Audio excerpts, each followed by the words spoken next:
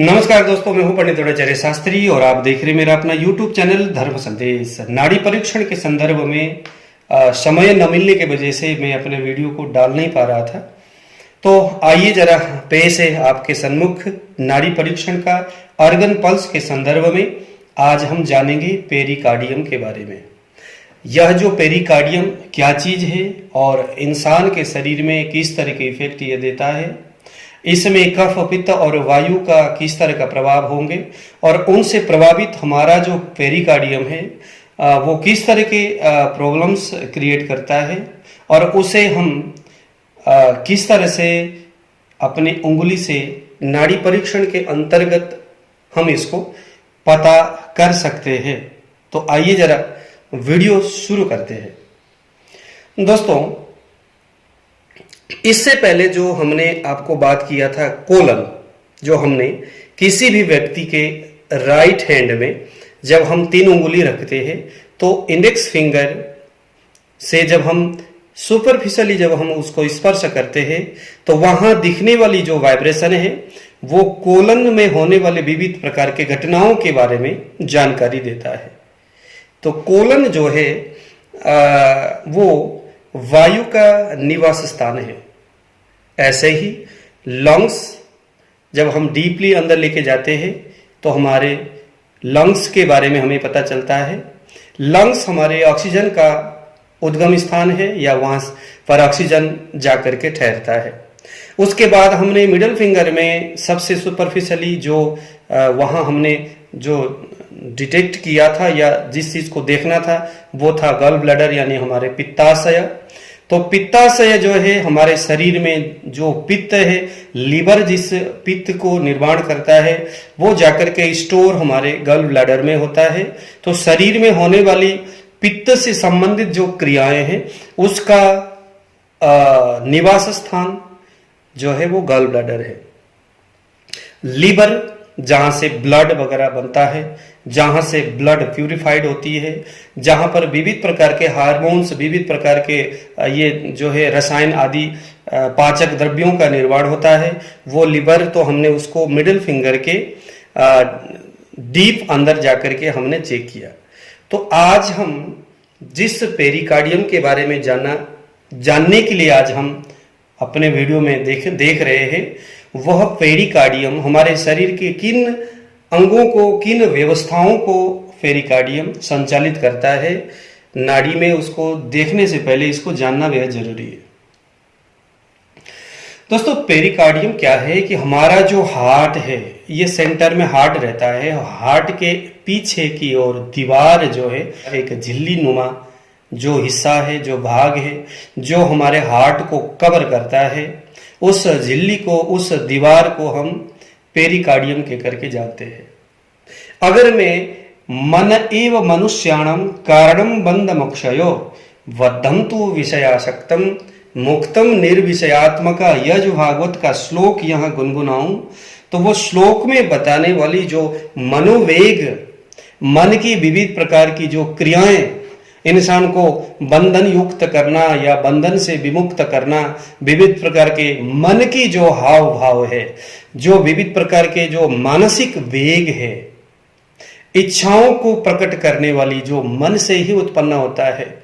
कोई पागल हो रहा है, कोई मिर्गी के पेशेंट है, कोई डिप्रेशन हो रहा है, कोई बहुत ज्यादा गुस्सा कर रहा है, ये सभी चीजें हमारे शरीर के जिस हिस्से से होकर के गुजरता है, जिस हिस्से से कहीं ना कहीं टच होकर के आता है, वो है पेरिकार्डियम। वैसे तो हमने धर्मशास्त्रों में ये सुना है कि मन का जो गति है, मन का जो वेग है, मन बिल्कुल भी न तो हाथ में किसी का आता है ना, मन न ही पकड़ में आता है, न ही दिखने में दिखता है। मन का न कोई रूप है, मन का न कोई रंग है, ऐसा हम कुछ बोलते हैं ना। हमारे शरीर में मन की बहुत बड़ी क्रियाएं होती, बहुत बड़ी गति होती है, बट वो मन एक्चुअल कहाँ से उत्पन्न होता है, वो दिखता कैसा है, वो किसी ने नहीं देखा, क्योंकि मन दिखने वाला चीज नहीं है। लेकिन मैं आपको ये बता दूं कि हमारे शरीर में यह एक ऐसा ऑर्गन्स यह एक ऐसा स्थान जहां पर संभवतः मन हमेशा निवास करता होगा, या जहां पर अगर आघात हो जाए, जिस स्थान में अगर वो ऑर्गन्स अगर प्रभावित हो जाए तो हमारे मानसिक जो वेग है वहाँ कहीं ना कहीं कोई ना कोई प्रॉब्लम हो सकती, कोई ना कोई डिस्टर्बेंस हो सकता है। मनोगति में, मनोवेग में, मन की विविध क्रियाओं में कहीं ना कहीं शायद डिस्टर्बेंस हो सकता होगा। तो वो है पेरिकार्डियम। इंसान के शरीर में मन की क्या गति है वो तय करता है दोस्तों पेरिकार्डियम। तो किसी भी इंसान के लिए, तो क्या चाहे वो जानवर हो, चाहे कोई भी पशु पक्षी हो, उसके लिए हार्ट के आसपास बाहर की जो दीवार है जिसे हम पेरिकार्डियम बोलते हैं, यही एक्चुअल मन का उद्गम स्थान है, या यहीं से होकर के शायद मन गुजरता है। संभवतः इसके बिगड़ जाने से उस व्यक्ति के मानसिक स्थिति में कहीं ना कहीं बहुत ज्यादा प्रभाव नेगेटिव या पॉजिटिव आ सकता है। बड़े बड़े जो सन्यासी है जिनका मन एकदम अपने काबू में रहता है, जो मानसिक रूप से बड़ा स्थिर रहते हैं, उन व्यक्ति के पेरिकार्डियम बहुत स्ट्रोंग होता है। जो व्यक्ति मानसिक रूप से बहुत कमजोर होते हैं, जो व्यक्ति निरंतर चंचल प्रकृति के होते, उन व्यक्ति में शायद कहीं ना कहीं पेरिकार्डियम में कोई ना कोई दिक्कत होती है। तो आइए जरा कफ, पित्त और वायु जैसे आयुर्वेद का विचार है, इन दोषों को, अगर इन दोषों से अपने अपने दोष अगर यहाँ पेरिकार्डियम में अगर अपना प्रभाव देता है तो रोगी में किस तरह का प्रभाव दिखाई देता है। और मुझे तो दोस्तों आयुर्वेद के साथ साथ एस्ट्रोलॉजिकल मेडिकल साइंस भी देखने में बड़ा पसंद आता है। आप इसको मानते नहीं मानते अलग बात है, लेकिन जिस दिन आप अगर खुद डॉक्टर हो या वैद्य हो और अगर आप अपने किसी भी व्यक्ति की पल्स डायग्नोस करते हुए उस व्यक्ति की कुंडली विश्लेषण करने के तरीका भी अगर आप सीख लेते हैं तो बहुत अच्छा रहता है। पेरिकार्डियम, इसको चेक करने के लिए ग्रहों में राहु और चंद्रमा का बहुत बड़ा, क्योंकि चंद्रमा मनसो जात चक्षु, चंद्रमा मन का प्रतीक है और सूर्य जो है तेज का प्रतीक है। तो चंद्रमा क्योंकि मानस विकार, मानस वेग, मानस गति को हम पेरिकार्डियम से चेक कर रहे हैं, तो उस व्यक्ति की कुंडली को भी एक बार जरा सा चेक कीजिएगा और वहां चंद्रमा के इन कलाओं को, चंद्रमा के इन गतियों को, दूसरे ग्रहों के प्रभाव को भी अगर आप देखेंगे तो इसके नाड़ी में होने वाले विविध गतियों को आप यहां से आइडेंटिफाई कर सकते हैं। बहुत अच्छी बात है। तो आइए जरा सबसे पहले हम देखेंगे कि अगर साधक पित्त और अवलंबक कफ, अगर इन दोनों में कहीं ना कहीं डिसबैलेंस हो जाता है, वायु के दूषित और विकृत व्यवहारों से, गति से, प्रभाव से अगर साधक पित्त और अवलंबक कफ में कहीं ना कहीं रुकावट आ जाता है तो पेरिकार्डियम में कहीं ना कहीं प्रॉब्लम उत्पन्न होता है, यहां पर दिक्कत बढ़ती है। तो अगर पेरिकार्डियम में कफ का प्रभाव होगा तो अगर आपने जैसे कि मान लो कि आपने किसी भी व्यक्ति के राइट हैंड में अपना 3 उंगली को रखा और आपका यह जो अनामिका वाला उंगली यानी रिंग फिंगर है, इसको आपने सुपरफिशियली किसी भी व्यक्ति के यहां पर आपने रखना है 3 उंगली ऐसा करके, और ये जो आपका रिंग फिंगर है इसको आपने सुपरफिशियली ऊपर एकदम सजाना है, एकदम देखना है। अब यहां पर आप देखिए कि उंगली कहां पर स्पर्श हो रहा है, वो जो वाइब्रेशन है वो किस जगह में लग रहा है, क्या यहां पर लग रहा है, क्या यहां पर सेंटर में लग रहा है, क्या यहां पर लग रहा है। अगर यहां लेफ्ट साइड में आपका वाइब्रेशन होता है तो समझ लो कि पेरिकार्डियम में वायु का प्रभाव है।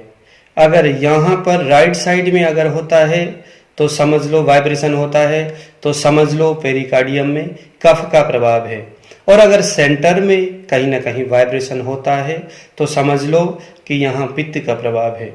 मैंने इससे पहले भी आपको बताया था कि 3 उंगली को रखना है, पेरिकार्डियम ठीक है या नहीं है। अगर संदेह हुआ तो ही हमें पेरिकार्डियम के लिए आगे बढ़ना है, अदरवाइज नहीं सोचना।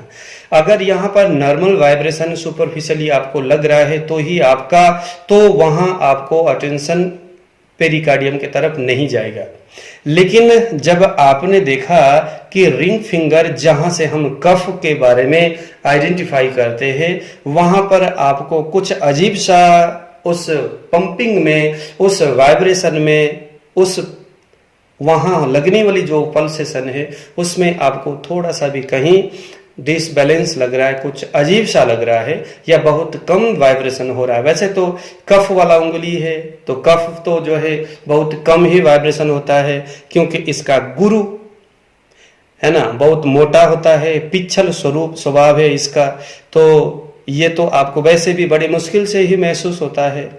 लेकिन फिर भी आपको लगा, क्योंकि ये तो दोस्तों अभ्यास से ही आपने इनको आइडेंटिफाई करना है, तो आपने बहुत अभ्यास किया और लेकिन कफ वाला आपको यहाँ वाइब्रेशन कहीं भी लग नहीं रहा है इस रिंग फिंगर में, तो ही आपके दिमाग में इस पेरिकार्डियम को चेक करने की तरफ आपका सेंस जानी चाहिए, अदरवाइज नहीं। ठीक है, अगर ये नॉर्मल वाइब्रेशन यहाँ हो रहा है तो नहीं करना, जैसे पहले मैंने आपको बताया था।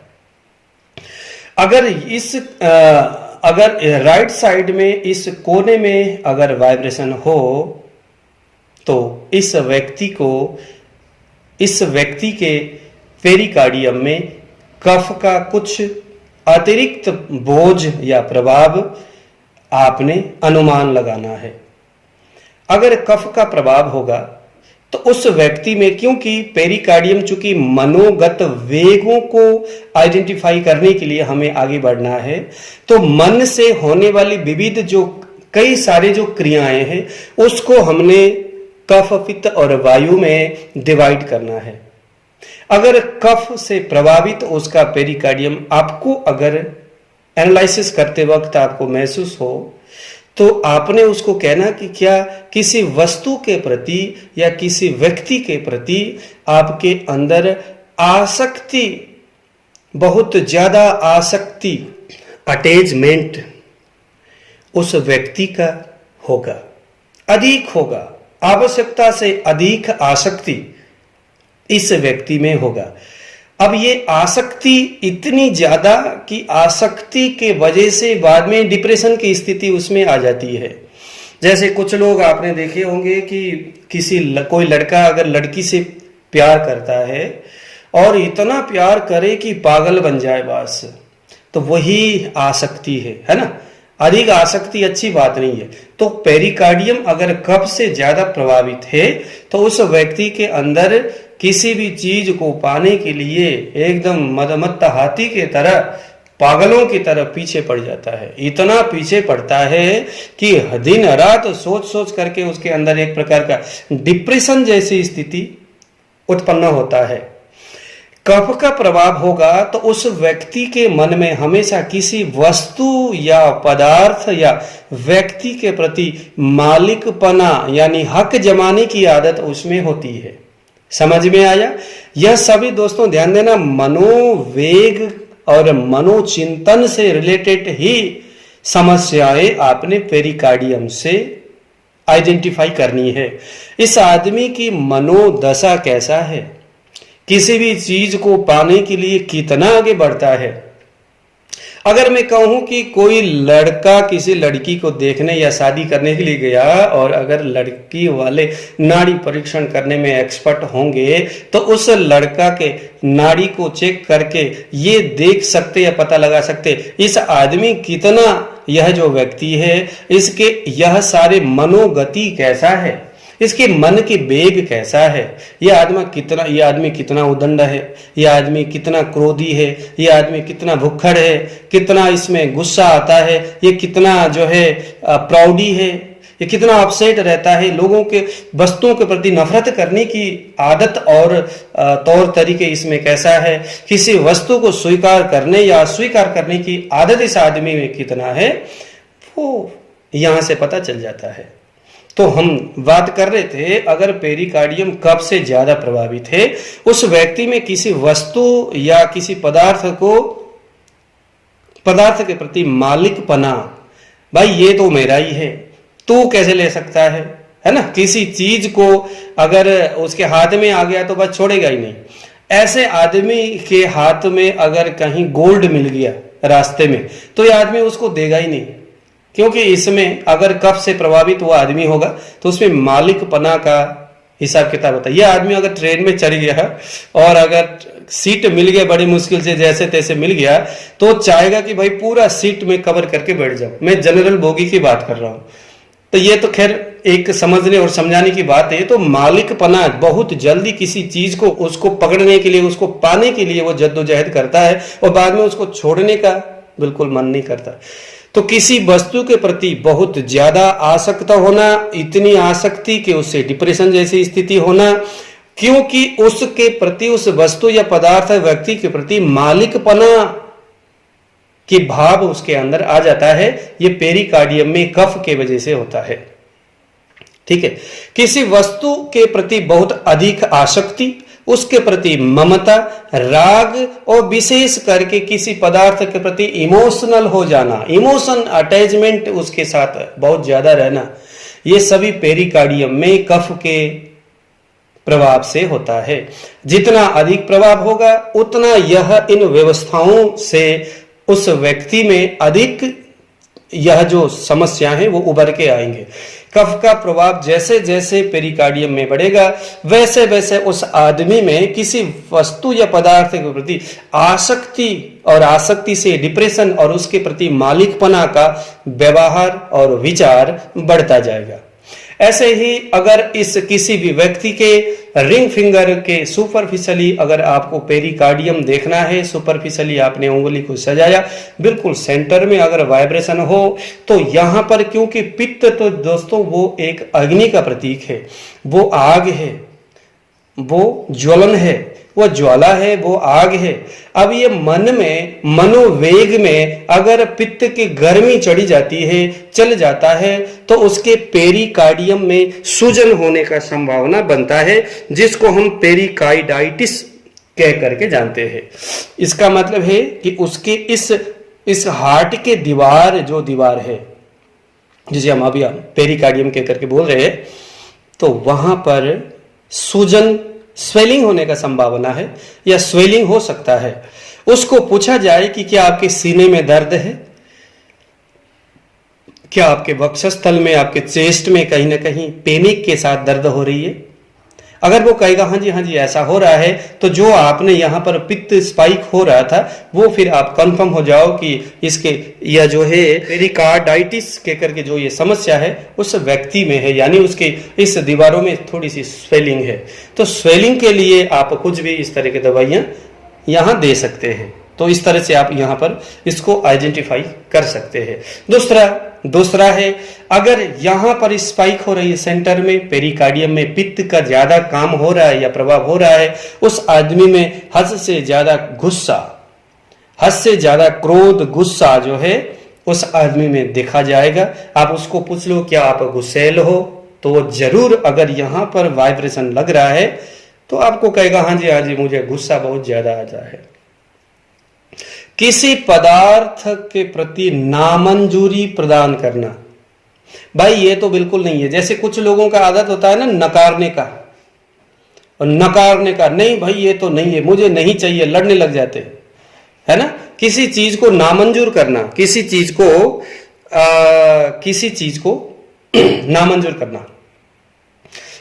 जैसे यहाँ नामंजूर से हम ये भी ले सकते हैं, जैसे कोई लड़की पसंद करती है किसी लड़का को और उस लड़का के पेरिकार्डियम में पित्त स्पाइक होता है, वो लड़का अगर उस लड़की से प्यार नहीं करता तो उस लड़की चाहे लाख मना करे, वो लड़का उसे प्यार नहीं करेगा, उससे शायद नफरत करे या न करे, क्योंकि पित्त स्पाइक होने से एक तरह से नफरत भी देता है।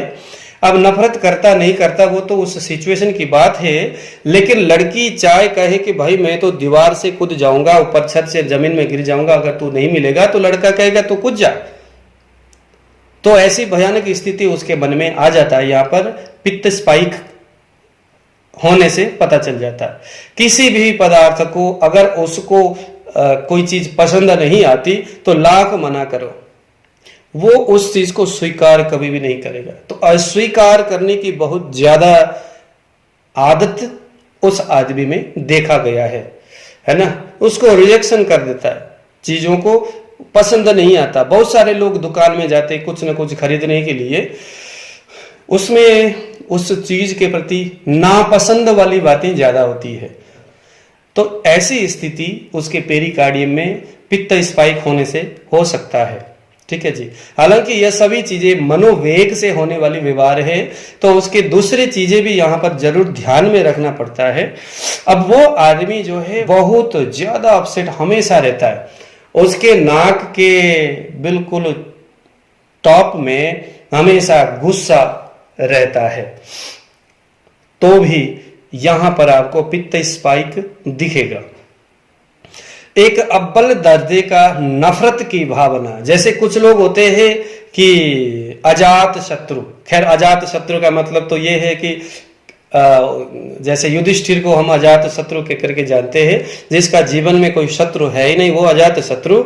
लेकिन अगर यहाँ पित्त स्पाइक होता है और अगर किसी ने इसको कुछ कह दिया, इसके अंदर नफरत आ गया उस व्यक्ति के प्रति, तो समझ लो कि जीवन में कभी भी यह आदमी उस वस्तु या उस पदार्थ या उस व्यक्ति के प्रति हमेशा उसके मन में नफरत की ज्वाला बना रहेगा, हमेशा नफरत की ज्वाला। हमारे हिंदुस्तान में विदेश से कुछ ऐसे आक्रमणकारी आए हैं जिनके अंदर इसी प्रकार के नफरत की ज्वाला बना रहता था, या कुछ ऐसे आक्रमणकारी आए जो हमारे हिंदुस्तान में कुछ ऐसे रजवाड़ी, कुछ ऐसे मंत्री कहूं जो राजा के यहाँ सेवा किया करते थे, और उनके मन में इतनी राजा के प्रति इतना भयानक नफरत का भावना था कि उसने अपने नफरत को किसी भी हद तक, चाहे दूध से ना आए चाहे घी से ना आए, उनके अंदर नफरत हमेशा इतना बना रहा कि नफरत की ज्वाला में तपते हुए उन्होंने उन विदेश से आए हुए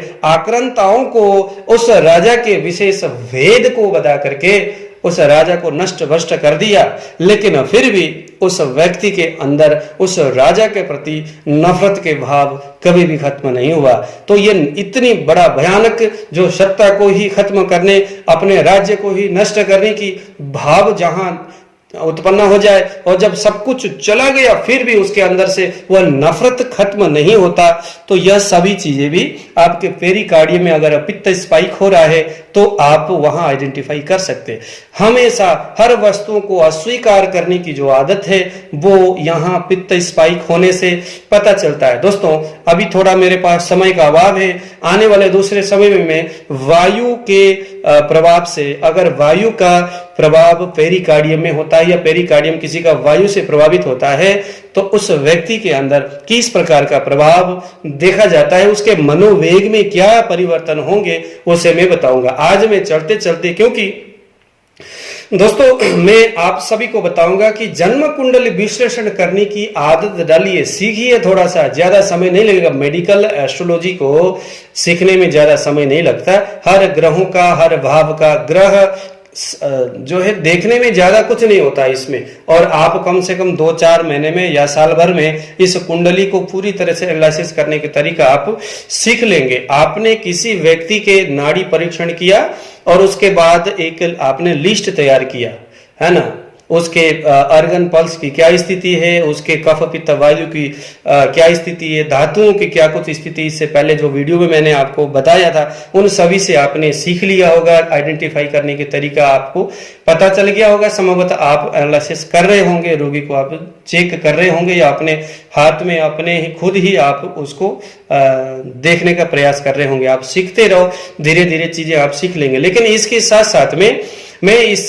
साथ मुझे लगता है कि आपको मैं थोड़ा सा, क्योंकि देखो मैं फकरों के साथ रहा हुआ हूँ, और वृंदावन में बहुत अच्छे पढ़े लिखे जो लोग हैं, जो बहुत ज्यादा एजुकेटेड लोग हैं, वो अंतिम में सन्यासी बनकर के आ जाते।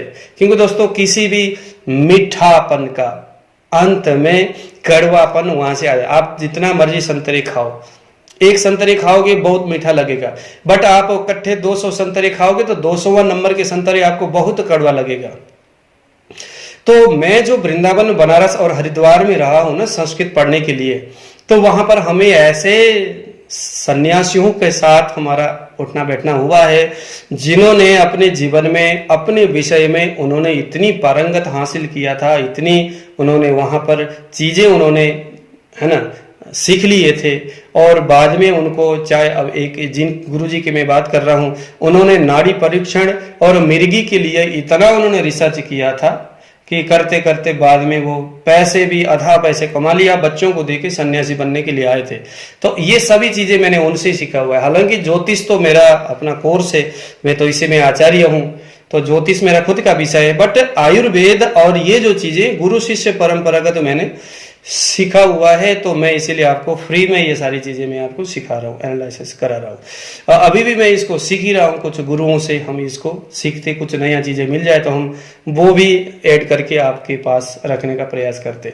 तो जन्म कुंडली के साथ साथ अगर आप पेरिकार्डियम को कुंडली से भी अगर आप एनालिसिस करेंगे तो आपको आप उछलेंगे, मतलब कि दोनों चीज जब सेम आपको जब लगेगा तो रोगी फिर बहुत खुश होगा, और आप जब रोगी को आप जब बताओगे कि भाई क्या आपके अंदर ऐसा कुछ हो रहा है, तो आपको भी आनंद आएगा, क्योंकि रोगी तो हमेशा फिर वहां आपके सामने सिर ही हिलाता रहेगा।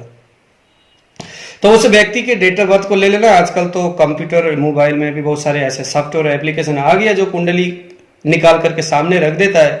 तो देखो पेरिकार्डियम, क्योंकि मैंने आपको बताया मनोवेग चंद्रमा से देखा जाता है, और राहु जो है चंद्रमा को दूषित करने के लिए राहु और शनि और केतु ये 3 ग्रह है जो चंद्रमा को बहुत ज्यादा खराब करते हैं। चंद्रमा आपने क्या करना है कि पहले तो D1 चार्ट यानी लग्न कुंडली में देखना है चंद्रमा किस पोजीशन में है। चंद्रमा 6ठे भाव में, 8वें भाव में, 12वें भाव में अगर होगा, और 4th हाउस में अगर, या चंद्रमा के घर में यानी जो कर्क राशि वो चंद्रमा का स्थान है, वहां पर अगर राहु बैठता है, या दूसरा राशि चंद्रमा का उच्च स्थान है, अगर यहां पर भी राहु बैठता है तो भी कहीं ना कहीं वो चंद्रमा को ही दूषित करता है। तो देखो जरा, राहु जो है 4th हाउस में बैठ के, अगर यहाँ चंद्रमा है वो भी नीच होकर के, तो यहां से राहु पंचम में देखता है, पंचम स्थान, पंचम दृष्टि से देखता है, तो यह फिर पेरिकार्डियम खराब होने का संभावना है। यहाँ पेरिकार्डियम में चंद्रमा का कफ का प्रभाव, क्योंकि कफ का प्रतीक है चंद्रमा, ठीक है ना, ये जल तत्व ग्रह है। तो आपने यहाँ देखना क्या क्या है कि उसका लग्न देखना है, लग्न में चंद्रमा किस पोजीशन में है, फिर नवांश में देखना है, नवांश में चंद्रमा कहाँ है, क्या राहु से प्रभावित है या नहीं, या 6, 8 और 12वें भाव में है या नहीं, या चौथे स्थान में कहीं कर्क राशि और वृष राशि कहीं राहु प्रभावित तो नहीं कर रहा है। उसके बाद त्रिशांश कुंडली में भी यही सारी चीजें देखना है। त्रिशांश कुंडली में अगर अष्टम में, 6ठे में, 12वें में राहु चंद्रमा बैठा हुआ है, तो वही चंद्रमा अगर त्रिशांश कुंडली भी उसी चंद्रमा का राशि या त्रिशांश का लग्न होगा, तो भी यहाँ पर पेरिकार्डियम में कहीं ना कहीं दोष देखा जाता है। और सबसे बड़ी बात है दोस्तों, षडबल, चंद्रमा अगर कमजोर होगा षडबल में, और भाव बल, चंद्रमा जिस भाव में बैठा है उसके वो जो भाव है वो षडबल में अगर कमजोर होगा, तो डेफिनेटली आप कह सकते हैं इस व्यक्ति के पेरिकार्डियम में कहीं ना कहीं कफ स्पाइक हो रहा है। यहाँ पर जो आपको यहाँ कफ का स्पाइक होगा, और यह चीजें आप कुंडली से भी आप एनालाइज कर पा रहे हो, और यहाँ पर आप कह सकते हैं कि हाँ जी आपका मानसिक स्थिति जो मनोवेग है बहुत ज्यादा वैसा है। और चंद्रमा अगर कमजोर होगा, उस आदमी को हमेशा जुकाम होना, खांसी नजला होना, शरीर में इम्यून सिस्टम की कमी होना, शरीर में जल तत्व की अभिवृद्धि और अग्नि तत्व की कमी होना, ये सारी चीजें, हमेशा बीमार रहना, मानसिक स्थिति उसका कमजोर होना, चिड़चिड़ा रहना, ये सारी चीजें, और सुस्ती उसके शरीर में बहुत ज्यादा होना, नींद उसको बहुत, तो कफ का लक्षण उस व्यक्ति में आप देख सकते हो। तो ऐसे करके अब नाड़ी परीक्षण के साथ साथ अगर आप कुंडली का भी विश्लेषण करते हुए अगर चलेंगे, ये दोनों चीजें अगर आप साथ में सीखते हो, तो दोस्तों आपको बहुत बहुत बहुत ज्यादा आपको आनंद आएगा। अभी मेरा समय खत्म होने जा रहा है, मेरे को कहीं जाना है, और अभी यहाँ मैं देख रहा हूँ कि 29 मिनट भी हो चुका है, तो समय ज्यादा हो गया। तो दोस्तों आज के लिए इतना ही। फटाफट में अब दूसरे, जब कभी भी मेरे पास समय होगा, तो वायु स्पाइक अगर यहाँ पर होगा तो पेरिकार्डियम में किस तरह के प्रभाव होंगे, और उससे ज्यादा उसके आगे हम फिर हार्ट के बारे में देखेंगे कि डीपली रिंग फिंगर को डीपली अंदर लेके जाओ तो वहां हार्ट देखा जाता है। तो वहां पर प्रयास करूंगा पेरिकार्डियम खत्म करके हार्ट में भी थोड़ा सा हार्ट के बारे में आपको मैं समझाऊंगा। आज मुझे दीजिए विदा। जय श्री राम।